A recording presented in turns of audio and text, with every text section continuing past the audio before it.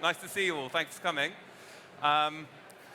As you know, you're here to talk about, or we're here to talk about hard seltzer. What's the category doing? Why is it such a big conversation at the moment? And where's it going? What early embers are we seeing that gives us a reason to believe that it's really going to go where everyone, well, certainly our side of the table, wants it to go? I'll just introduce who's who. Well, in fact, I'll introduce the order first. Well, we'll do who's who, what it is and what it's not, why you should care, where the UK position is right now, and some of the bar serve masterclass concepts of like cocktails and also as a standalone serve, which Anna will take you through. I'm from Bodega Bay. I launched it in June 2019, one of the first to launch in Europe. We've got a social mission and some other great stuff like that. We always use a unique combination of 3 flavors, including a superfood. And you can find us in Drake and Morgan and Darwin and Wallace and Box Park and some other like really premium, forward-thinking on-trade groups at the moment. And Anna? Yeah. Hi, everybody. My name's Anna Sebastian. I'm head of brand for Serve Drinks.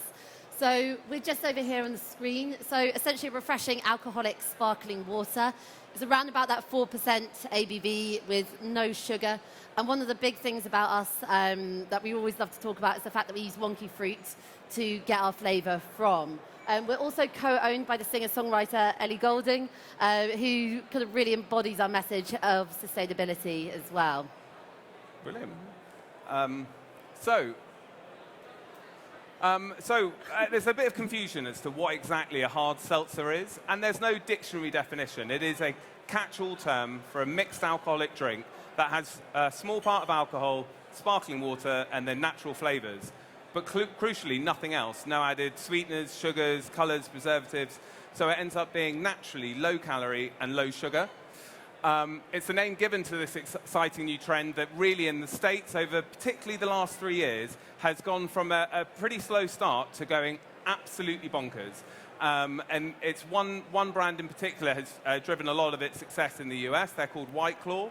And they're now in the UK. In fact, there's someone in the audience. I won't point her out. It's a bit unfair. But, what we're seeing now is in the US, the category has just absolutely exploded. And I'll give you a bit of data behind that and then also some early data on the UK. But in essence, all you need to know is that the category is going to win in the UK by brands that are built by as a hard seltzer for hard seltzer's sake. There are a few sort of extensions of other brands out there, and what we're seeing in the US is that didn't work. No drinks category was ever launched, brand new drinks category, ever launched by an extension of a brand. So really, you want people like Serves and Bodega Bay to talk to you about the opportunity because they're the ones wholly focused and perfectly designed for the UK consumer. In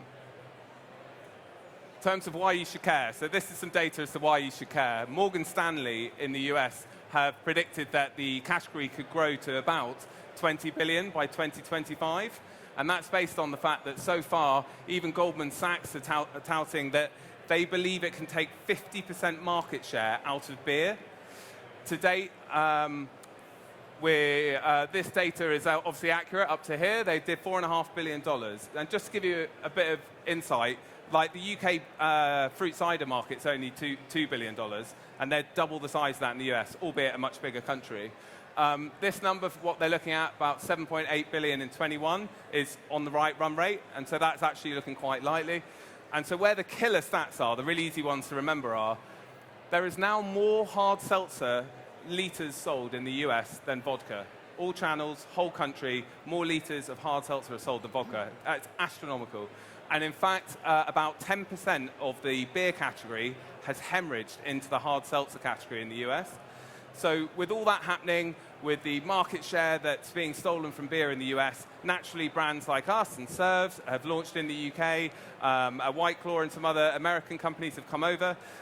What we're seeing to date, well, so the market in the UK in 2019, and this is a bit of an interesting number because we were the first. This is literally our sales number from 2019 because we were the only one. We know that's how big the category was. It was just £60,000. And then by the end of this year, it will be up to 15 million this year. That's across the off and the on-trade. So that trajectory alone should give you reason to be excited. And the really quick ones will be like, well, is that propped up by the grocers giving you a lot of distribution early on because they believe in the category? It is a little bit, but the rate of sale is starting to really come through. And particularly what surprised everyone is how much rate of sale is coming in the on-trade. And I'll explain a bit more about that on the next slide. So I've mentioned the on-trade. What type of groups are stocking this? What type of venues does this work in? Well, you've got really, really high-end bars like the Langham, which have got served. You've got Drake and Morgan and Incipio and Darwin and Wallace and some others down the list, which have got Bodega Bay. And if you think about it, if you're Peroni or some other big brand, you pay a fortune to do deals with these guys. So the fact that these groups are looking forward enough for a new exciting category that will energize their Gen Z consumer they want to bring in and refresh their category post all the coronavirus exhaustion, then that's really quite exciting that they're willing to take it. And there's rate of sale story to back it up. So if I look at Drake and Morgan, so there's one hard seltzer in there and one fruit cider brand in there. The fruit cider brand's Record League, it's Bodega Bay's the hard seltzer. The sales are about 4-1 in Record League's favor. So that's quite staggering if you think about it, that it's chipped away at about a quarter of Record League's volume in that one instance. That's with very little promotion, simply being in the fridge and on the app, a little bit of sampling outside their parlour bar in Canary Wharf, and that's really it. There's other examples as well where Darwin and Wallace consistently doing about a case to 2 cases a week of the one flavour of Bodega they've got. And look, I know this isn't like right home volume numbers. This is kind of the volume story that you would have heard talking about non-alcoholic beer, say 3 years ago. Everyone would be like, yeah, I do a case of it a week. It's all right, but it serves a purpose for that one consumer who is looking for a non-alcoholic option. Well, hard seltzers do the same thing. They really appeal to a specific consumer, the ones who go to the gym 3 times a week but don't want to unravel all that good work by necking 200-calorie IPAs all weekend. And the fact that there's any rate of sale at a point where we haven't been able to promote all of last year is quite staggering. I mean, literally, has there been a worse year to launch an alcoholic drink other than since the Prohibition? There were no festivals, no on-trade, no sampling, nothing last year. So, yeah, we're all, as a category, super excited about these embers and what they mean for the potential growth. And then festivals. So festivals are traditionally like such a great place to launch a new drink category. Everyone's in the right frame of mind, there's a limited range, and they're there to have a good time and create great experiences and connect them with the brands that they drink along the way. Well, we couldn't do that last year, and we've only really been able to do it in the last 6 weeks. But there's been some amazing numbers out there. I know White Claw, funny enough, sold 100,000 cans in one weekend at All Points East. We outsold cider at Return to Dance in Clapham on the Sunday of the bank holiday. And then we've sold out at 2 other festivals as well. So next year, I really think you won't be able to go to a live event without tripping over a white can, be it us, White Claw, Served, whoever it might be. So yeah, one to watch. And where's it stealing from? So it's actually, there's 2 sort of halves to this. In the off-trade, it's stealing more from fruit cider. About half of the volume is stealing from fruit cider, and the other half is mixed pretty evenly between wine and spirits. But in the on-trade, it's quite a different story, and in the festivals also, it looks more like it's pulling from beer. And the reason that's also quite exciting is in the US, that initial growth came from beer drinkers jumping out into hard seltzer. Then it worked its way through the categories as it became widely available and widely known. So that's where it's stealing from. What can we expect next? So it's going to follow this tried and tested format. So we're all going to do festivals and events and sampling. Then the on-trade are going to get it, and then convenient off-trade will get it. Then the grocers will really get it. Unfortunately, that's all gone arse about tit because last year only the grocers were open. So at the moment we're now working with the on-trade groups on the page and more to see whether they really see that this is a must-stock category for the summer coming up and going forward. And certainly the last couple of days, we've really got a feeling of energy from particularly bar staff, who are all the sort of catchment age that we're after. I haven't spoken to a single group of bar staff where there hasn't been one who's heard of a hard seltzer before. So that's why we really feel like that message is coming through now. And then, very importantly, how is it served? over to Anna to give you a bit of insight on that. Cool. There you go. Thank you so much. First and foremost, it's so nice to be here and to be back at Imbibe. I think everybody that we've spoken to has just said it's so nice to be back and seeing all the stands and everybody engaging with each other. So I'm actually from the Ontrade, traditionally. I've only joined Serve Drinks in the last 3 months. So my background was very much working behind the bars, working on floors, talking to consumers and really, really seeing these trends sort of like develop over the years. So I guess it's like, oh, does this, I'm so sorry, I'm really bad at these oh, yeah, click through. presentations. There we go. So Ontrade and hard seltzers. So I would say probably about a year and a half, maybe 2 years ago, I certainly didn't know what a hard seltzer was. And I actually tried my first hard seltzer, which was White Claw in Ireland, where I spent some of the lockdown. And I was like, hey, this is really good. This is something I could drink throughout the night, and actually I feel okay in the morning. So that was really my first sort of experience. And when we started to reopen up bars, started to know more and more about the category around about that September time. And I thought, well, this is a really, really great product. But how does it have representation in bars and in the industry? As many of you may know that have products, having representation, having people buy into your products, especially new products, with bartenders, it's really, really hard. You know, I have a newfound respect for people that work in sales because it's really hard work. You know, bartenders, you know, if they want something, they can normally get it within half a day. But from the other side of things, it's so much harder to engage, to educate, and to get people to really trust in the hard seltzer category. So my first experience putting hard seltzers into bars is using it actually in a cocktail. And actually the versatility of the product was really, really amazing because so many mixes have such a high sugar content as well.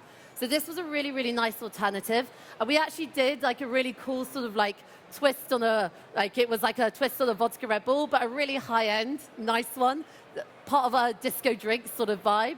And use hard seltzers in that to really give it that effervescence and also that sort of lengthen in the cocktail as well. But again, people to this day are a little bit skeptical, but as Charlie said, you know, the movement now is so strong, and I can really see it with the new generation of bartenders coming in, but also with people like myself who've been in the industry for nearly 20 years-ish. And actually, our mindsets are now changing, and I think when our mindsets change as an industry, our consumer mindsets do also change. And whilst this is very much a consumer-led trend, I actually kind of see it very much on a level at the moment. And especially after the last year and a half, people are buying more into some really, really big trends. Sustainability obviously continues to be a buzzword, but it's actually doing something about sustainability instead of just talking about it. Plant-based diets, I mean, I eat a lot of meat and everything, but actually the quality of plant-based food is really, really amazing. And when I can, that's something that really, really intrigues me as well. I think sugar is such a big thing and something that so many of the big brands, whether it's drinks, whether it's food as well, are talking about. And I think people are so much more conscious of how much sugar is in what they consume. I think things like natural ingredients as well continues to be a part of it, and also transparency. You know, people want to know what they're eating, they want to know what they're drinking, and there's been lots of discussion in the booze industry at the moment calling for alcohol brands to list what they are, what the ingredients is, and to be held accountable. And I think that's so important, and I can guarantee you when that starts to happen, firstly, there'll be a lot less headaches in the morning when you wake up after a night out, but also it will kind of get rid of the really poor quality of things that are almost cheating the system and finding shortcuts to create these products. So I started sort of seeing that, you know, coming out of lockdown, we're a little bit more conscious, aware of sustainability and aware of our planet. But also I really found that our consumers were asking questions, well, like, where is this from? You know, the provenance is really important. You know, to take it that step further, it's also talking about, you know, well, does this company treat their staff rights? And all of these things, which is a whole nother topic. But I think these humanitarian aspects, you know, it's suddenly become, this category has become much more than just a product and much more than just something to drink. So kind of back to the exciting things of talking about serves. The perfect serve for a lot of them, you know, we spoke earlier about, you know, how we like to serve it. And Charlie made a really great point, you know, in in a lot of pubs, and I've seen Bodega in some pubs, and when you put the glass down filled with ice and the can down next to it, you want that guest, so you want that person to experience like opening it, that sort of like all-encompassing kind of experience of the sound and the noise, and pouring it in themselves. Because we all know it looks really bad when you have floating ice in the glass, and so pouring it on ice with a really nice sort of visual garnish, whether it's in a highball, whether it's in a balloon glass as well. And it's one of those drinks that, you taste with your eyes in a way. It's a really, really refreshing. It allows all the flavors to come up and it hits you on the nose before drinking. In cocktails, as I mentioned before, it's really awesome. It's a really awesome ingredient. It's really versatile. So a lot of places that I've spoken to go, oh, well, they're not for us. And I'm like, yeah, not yet. But in the meantime, let's see if we could use it in a cocktail. So sorry to call you out, Julia, but I have Julia, who's the head bartender from Frog Bar at Adam Hanling's Bar Eve in Covent Garden. This is an example of a really great serve that we used working with the bartenders there to create, just on this side here. This was all about, because the category really embodies, sustainability, and we wanted to use like-minded products, waste from the kitchen that would have been thrown away, but also great base spirits such as discarded vodka. This is another drink that Josh in Ugly Butterfly in Cornwall has made as well. So really being creative with what you can use. Normally in the cans, you're normally getting about 2 serves out of it as well. 250 cans, it's less waste. So you're looking at that 125 ml per drink as well. Another serve, and I am slightly biased because I worked at the Artesian for 4 years, but this was a great cocktail that we did using, again, another British brand called Cipillo. It's a great, it's Britain's answer to Aperol. It's really, really great to do some sort of highball. So you can see the flexibility in these drinks and using a low ABV product, and also something that's low in calories as well. And as you can see here, there's some great serves, and really sort of like enticing serves as well, and really showing the vibrance of the products and also the categories. So these are some of Bodega's simple serves, but also some of the cocktails, which you can obviously find on their website as well. Here we've got some serves that obviously we worked with different brands. We also created a range of cocktails under 150 calories. So you can really see the versatility with all of the drinks. So definitely have a look at the websites. And, honestly, I'd urge you guys, if you are working on the Ontrade, to play around with the drinks and to see what you can create. But also, if you are a buyer, it's not just about the product alone, because I know it may not be right for you now, but it will be right for you in the future, either as a standalone or as something else in cocktails as well. So we are going to do a bit of a tasting of our products now. We have got cans for everyone, so obviously, I would always suggest opening them now. But if you'd like to take them away, or if you'd like to visit the stands to get another one, then please do. So they are coming up, but I'm going to talk you through served ones, and then Charlie's going to talk you through Bodega as well. So we've got 2 flavors. We've got lime and we've got raspberry. Hopefully launching an amazing new flavor early next year, which I'm sure I've told some people about already, but officially we'll tell you then. So we are 4% ABV, 0 sugar. It's 57 calories per 250 mils. So we're not allowed to use the word like healthy or guilt-free in the alcohol industry, as you all know. But it really does make a difference to where you are conscious about what you're putting into your body. When we talk about wonky fruit, it is another one of those buzzwords, but just to give a little bit more detail, it's like the fruit that never makes the supermarkets. We take that fruit, we extract the flavor from that, and as part of the extraction process, we're able to keep a natural sweetness in there as well. And apart from it doing good for the environment, it allows us to really, really capture that flavor and give it that sort of aftertaste, but also body to the seltzer. So we use water from Staffordshire. It's meant to be a very, very good place to get water from. I've Googled it, researched it. The mineral content allows the filtration process to really get out all of the impurities. Obviously, vegan and gluten-free. That I think for now in this day and age, that needs to be something that is a given and is a standard, so you don't have those sulfates. Our cans are BPA-free, which means that they are 100% recyclable. So again, that's really important when you're looking at landfill, when you're looking at, I think traditionally people were like, oh, cans look so tacky. We can't have this on the table. But actually, they're so much better than single-use glass that gets chucked away in the wrong bin at the end of the night. So really, with this, you actually can have an impact on the landfill.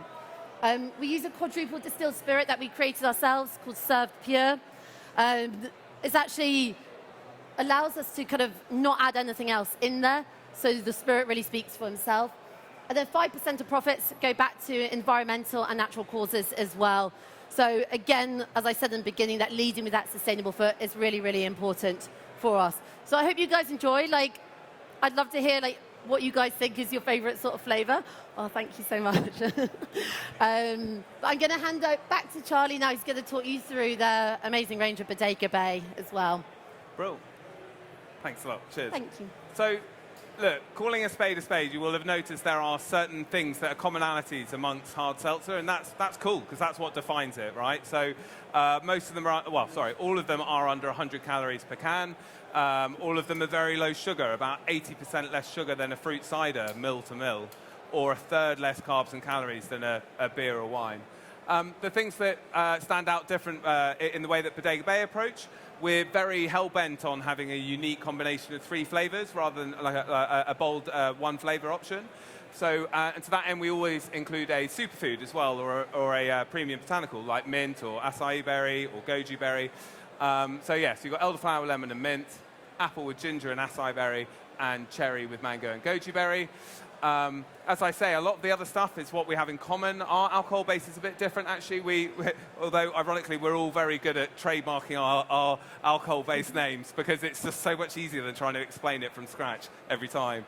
But we use a fortified apple wine, which basically is completely different to a cider. You take apples and ferment them using wine equipment up to a really high percentage of alcohol, about 20%, and then you cold filtrate it of excess impurities and sugars. And what you end up with is a very, for once a good thing, a benign tasting alcohol with just the tiniest bit of sweetness, and then you add the sparkling water and the natural flavors. So that's how we achieve ours, and then some of the other big competitors use a slightly different method. So if you start to think they all kind of have something in similar, but I can still pick out the differences, a lot of the time it will come down to the alcohol base. And yeah, again, category norms, 100% recyclable cans and what have you. As a business, we're Planet Mark certified carbon neutral as well. And our mission, which from day one was basically to try, because obviously we're not going to make profit for a long time, we were like, well, let's give 1% of our sales to a project that is closely related to what we do. So we've partnered with an American charity called the Thirst Project, who basically have 13 countries where they build water wells to capture and harness water for drinking, but also for irrigation and farming and what have you. And in fact, each can purchase immediately means 17 litres of clean drinking water to someone who really struggles to get clean drinking water. So that is, that's it on the tastings. I'm assuming everyone's having a gulp or not. Yeah, you don't have to drink all 4 cans at once. But yeah, I guess really just, if you guys have any questions. Yeah, please, yeah. About the category, about any alcohol serves, cocktails or anything. If not now, then obviously come and see us at respective sort of stands. No questions? No? No. All right. Come and see us later. Oh, there we go. Hello.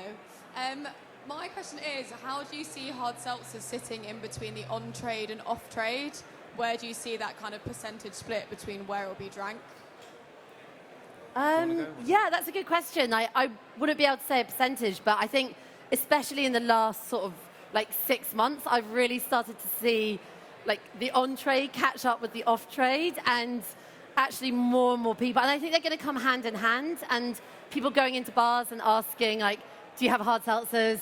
Consumers that may have got it from a supermarket or seen it, or spent lockdown drinking it in the park. I think now that experience, they're going to be wanting that in bars, especially nightclubs, or anywhere really. I don't know if you've got more insight, because I think the only thing I'd add is I know that in the US at the moment it's about 20/80 on off-trade, and I'd also add that the category in the US hasn't started from quite the same sort of angle of we call our customers healthy headness, for example. In the US, it's been driven a bit more by sort of barbecues and keggers and parties, so it has a slightly more mainstream feeling in the US than the way that we're certainly positioning it in the UK. So I guess the difference here might be that it maybe never even gets to as much as 20% of the on-trade in terms of volume, but it will be of such a premium position that it will be a must-stock category in the same way that No and Low's become a must-stock category for anyone who has a venue with a really strong food offering or a very much metropolitan customer base. So yeah, so I think if all the dust settles, something like 2080, but possibly a bit less than 20%. Yeah, I think that's right. I think when you think about it, 10 years ago, the category of like No and Low just didn't exist. You know, I don't know about anybody else, but I grew up like drinking a lot and like drinking fast. And if you weren't drinking, you drank a cranberry juice. And like a cocktail was like vodka soda with a splash of cranberry. And now like you have people coming into this world where like you have to have this. It's a prerequisite of any bar, any establishment. And I genuinely think like hard seltzers are going to, like, it's going to be that sweet spot between beer, wine, spirits, and cocktails. It's going to sit right in the middle. And I always say it's people that, like, why should you have to compromise with your life with what you drink? So, like, I want to go out and stay out and hang out with my friends. And I want to drink, but I also want to get up in the morning and, like, go to work and, like, boss life and everything. So why should I have to give up any of that? So it's about, like, I think the hard seltzer category really embodies, like, why do you have to compromise on anything within your life?